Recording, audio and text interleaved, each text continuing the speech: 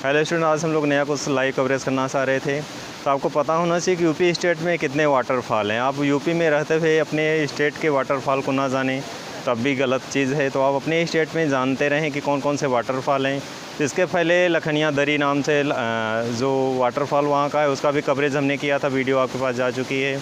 ये जैसा कि आप पीछे दिख रहा है, ये दूसरा वाटरफॉल है, ये मिर्ज़ापुर ज़िले का है और वो सोनभद्र यानी यूपी स्टेट का, यूपी उत्तर प्रदेश सोनभद्र डिस्ट्रिक्ट का लखनिया वाटरफॉल था और ये जो है मिर्ज़ापुर का है। तो यानी मिर्ज़ापुर डिस्ट्रिक्ट में पड़ता है ये वाटरफॉल। सिरसी डैम भी है यहाँ पे, जस्ट इसके पीछे सिरसी डैम भी है और ये जो है वाटरफॉल है। तो दो तरह के यहाँ पे पॉपुलर चीज़ें मिर्ज़ापुर में हैं, Sirsi dam and Sirsi waterfall. तो जैसा कि आप देख रहा है कि वाटरफॉल जल ऊपर से प्रवाहित हो रहा है और नीचे आगे बढ़ते हुए आगे जा रहा है। इस जल के माध्यम से इसका विविध भौगोलिक स्वरूपों में इसका महत्व है अपना। हिमालय रिवर सिस्टम अलग होता है, दक्षिण भारत का रिवर सिस्टम अलग होता है। जो नदियाँ हिमालय से प्रवाहित होती हैं उसमें वर्ष भर जल रहता है, धारा उसमें तीव्र होती है। लेकिन जो किसी पहाड़ी से, किसी झरने से जल का प्रवाह होता है उसमें इतना प्रवाह नहीं होता। जैसा आप देख रहे हैं जल का प्रवाह तो है, लेकिन इसके माध्यम से नदियों में इतना जल ज़्यादा नहीं हो सकता। तो इस तरह से ऐसे बोल सकते हैं कि ग्लेशियर के माध्यम से जो नदियाँ प्रवाहित होती हैं उसमें ज़्यादा जल होता है और किसी पहाड़ी या चोटी से जो जल प्रवाहित होता है उसमें धारा इतनी तेज़ नहीं होती। तो दोनों में डिफरेंस, दोनों में सिस्टम को समझना होगा। ग्लेशियर से जो नदियाँ निकलती हैं उसमें जल प्रवाह तीव्र होता है, ग्रीष्म काल में उतने पर जल कम नहीं होता। लेकिन जो पहाड़ियों से नदियाँ जो निकलती हैं वो ग्रीष्म काल में सूख जाती हैं। अभी चल करके हम आपको डैम दिखाएंगे, सिरसी डैम भी है यहीं के जस्ट इसी के पीछे। ये सिरसी वाटरफॉल है, उसी के पीछे सिरसी डैम है। तो सिरसी डैम जो बना हुआ है, नाम का तो डैम है लेकिन उसमें वाटर ही नहीं है, क्योंकि ग्रीष्म काल में हमने पहले ही बताया था जो हिमालय की जो नदियाँ हैं उसमें ग्रीष्म काल में थोड़ा बहुत जल रहता है। लेकिन जो अदर नदियाँ जो पहाड़ियों से निकल रही हैं या झरने के माध्यम से जो नदियाँ प्रवाहित हो रही हैं उसमें ग्रीष्म काल में जल मतलब ख़त्म हो जाता है। तो अभी हम डैम भी दिखाएंगे।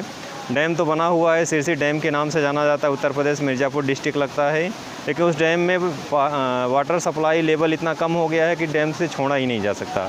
तो डैम खाली पड़ा हुआ है, सूखा स्थान, शुष्क पूरा प्लेस है, वहाँ पे कुछ भी जल स्तर नहीं है, जल स्तर काफ़ी पीछे है। तो उस डैम को भी हम लोग दिखाएंगे, लाइव कवरेज करेंगे। जैसा आप दूर दूर से देख रहे हैं कि ये छोटा सा वाटरफॉल है सिरसी का, सिरसी वाटरफॉल इसे कहते हैं। और इस तरह से देख रहे हैं यहाँ पे झील है, दुर्घटनाग्रस्त क्षेत्र भी है। यहाँ पे स्टूडेंट आते हैं कभी कभी यहाँ पे, जिनको जानकारी नहीं रहती, काफ़ी गहराई होती है यहाँ पे और इस डैम में डूब भी जाते हैं। तो ऐसे स्थानों पे सावधानी बरतनी चाहिए।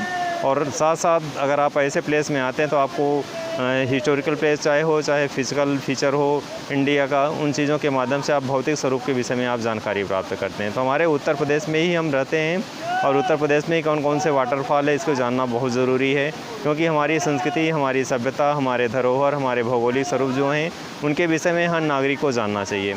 कभी कभी इस तरह से जो एग्ज़ाम में भी क्वेश्चन आ जाता है कि यूपी में कौन कौन से वाटरफॉल हैं या फला वाटरफॉल किस स्टेट में है, तब आपको प्रॉब्लम्स होती है।